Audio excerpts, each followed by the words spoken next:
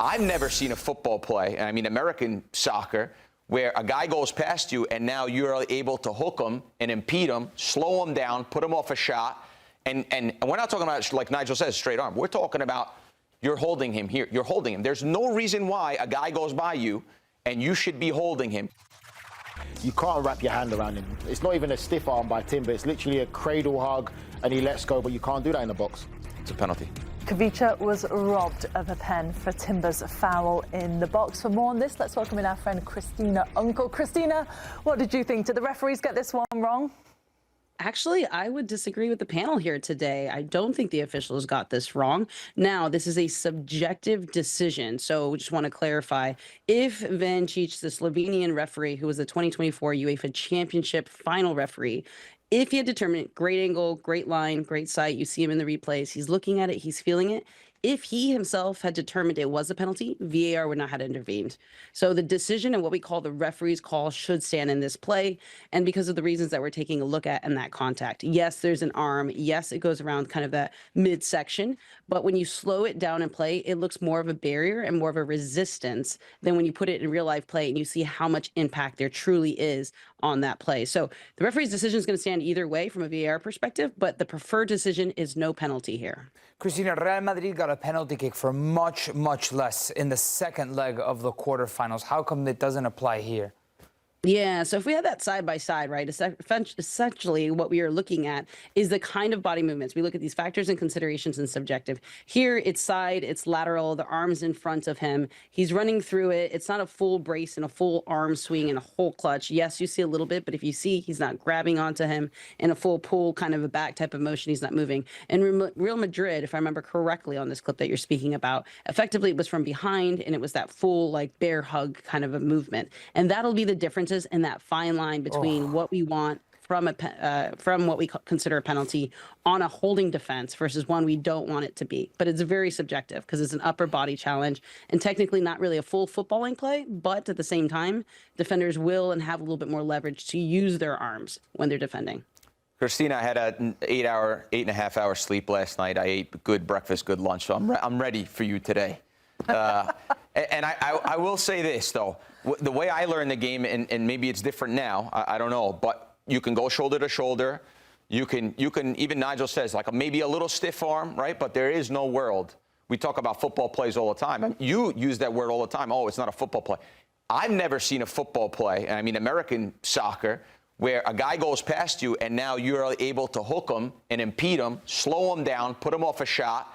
And we're not talking about, like Nigel says, straight arm. We're talking about you're holding him here. You're holding him. There's no reason why a guy goes by you and you should be holding him. Number one. Number two, once he goes by you, we know any contact from behind is normally a foul. So to me, that's a stone cold penalty. I mean, imagine teaching a kid, hey, when a guy goes by you, you can hook him like that. You can't. For me, you can't do that. Well, and I think, Grella, you hit on the point that that's going to be a decision that the referee is going to make in real time, right? So Vancic is standing right there. He's looking directly on it. And how much of that impact of that play in the upper body versus him feeling the contact and him letting his legs go a little bit more. And that's what the difference is. From a VAR perspective, I'd be upstairs saying, I see the hold. It's not a full grab. It's still not a full pull. It's not a complete yank back. It's from the lateral side. He's running through it. And then what I would do is I'd put it into real play because slow-mo looks pretty bad. Then you put it into real play and you play it over and over and over again and you say, it's just not there yet. But, you know, it is pretty risky. Timber had a risky play. If the decision had gone penalty, like I said, it'd be check complete and we would leave it stand. So you're playing on ice on that one to that extent, but it just doesn't yet rise the level. I'm not convinced, Christina, because it is so subjective. Why not send the VAR to go see it when you're prohibiting the player to take a shot? And from what I recollect, we do have the Real Madrid. We have the Real Madrid. I mean, look, that looks bad. You look in the box. That is crazy. From what I remember in the second leg in that Real Madrid versus Arsenal game at the Bernabeu, this is the first one. That got called for that got called, right? Yes, that did get called on the corner kick. Yes, after even to VAR. the one later is even worse. It's coming. Because there's almost nothing in it, and it got called a penalty kick. So if we're calling, it's not this one. It's the one afterwards. This is the one that got. Yeah, this one we're fine with. Okay, sure. I'm okay with that. Sure. But then the second one, which there was really nothing in it. And Mbappe was being, there was no hook. There was. It was Declan Rice and Mbappe, correct. He was doing this, right? So if he's from behind grabbing, well, to me, I see no difference in impeding a player. If that was as soft as that, oh, they didn't get a penalty kick there. No, they didn't. Correct. Okay. But we thought it was a penalty. No, but Golazo was offsides. There was offsides. Christina. No, it wasn't. So, Christina. No. Okay, now we're going into a rabbit hole. They didn't get drop On ball. track. Christina. Yeah, sorry. So, if a referee had given that call as a penalty, would you have said that that referee got that wrong then? If the referee No, we would not have said that referee got it wrong, because in that still shot that we see, you see the Slovenian referee Vencic sitting there. And that's what we mean by going back to Nico's original question of saying, if it's subjective, why are we sending him to the monitor? What are we sending the referee to the monitor to take a look at? The referee's right there. He sees it clear. There's no obstruction. He feels it. He can see how much impact and momentum. What's the point of sending the referee to the monitor if he can see everything clearly? It wasn't as if Timber was on the other side, right? And he can't fully appreciate that arm and how far that extended. He actually saw everything very clearly. So, you're right, referee's decision is going to stand in this play. It's always going to stand in this play. But this subjective decision in this play, right? You see the referee there. He's able to fully appreciate, see the context. And really, when it comes down to videotape versus appreciating the gravity of that contact and how much of that really did impair the player from going, like I said, still shot's not the greatest, but when you play it in full-time speed, that's really what kind of dictates how we want that decision to be called. Just when I see, forget about the football in the image, just when I see his position of his body, whenever he's position of the wrong way. He's facing the wrong way.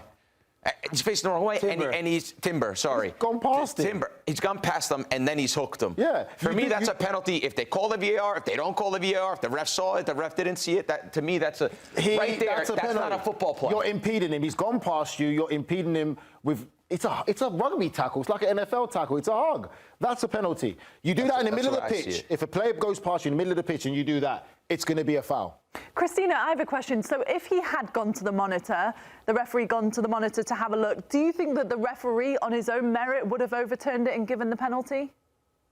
It's going to be a good question because, like I said, he's going to be able to take what he felt at that moment and then slow that down and then put that in real play. So his decision could have gone either way. A really strong referee, he could have said, and this is where we have those conversations. When you send the referee to the monitor, you're basically having your peer, your colleague, who's as equally trained, if not sometimes more in that position, telling you that he thinks or she thinks it's a clear and obvious error. So that does switch the mindset when you get to that monitor for that referee to say, hey, I wasn't really confident. They've played it down. My peers upstairs think it's a penalty. So maybe I'm a little bit off on this one. So it could have gone either way when he got to the monitor, to be quite honest, because it's that subjective that if he thinks two of his peers upstairs think it's incorrect, he probably would have leaned towards a penalty if it was recommended down. Okay, interesting stuff, Christina. Thanks so much. Well, at least you made it through the segment without Grella saying, give me a yes or no answer. I love you, Christina. I love you too. Keep eating your Wheaties. It's great. It's great. We'll see you next time.